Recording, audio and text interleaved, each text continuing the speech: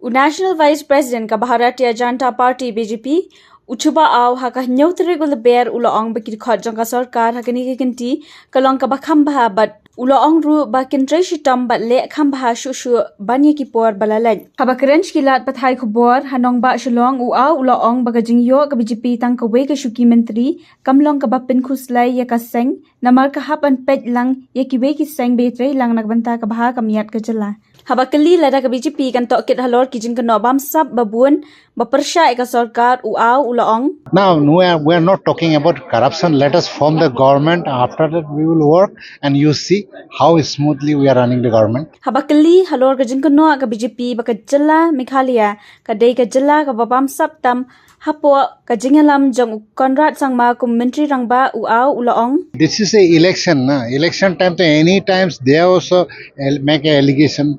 Other political party also make allegations. We are a Hindu party, Hindu Taba, all these things. So it is a just phenomena. Habakali la ka BJP baka NPP kilong biang kum shipara uaw ulaong. So we have to run because people has given the mandate like that. We have to run the government. Halor ka jingkali la ka BJP kanyay beteng ban persya ya ka jingbam sam haka MDA 2.0 uaw ulaong bakam shimla don kanu ka sakhi sabut janga jingbam sap persya ka Sorkar bat ka day tang namar baki eki mi Henry kat badang terai kin setip Kham ba shu halor kania.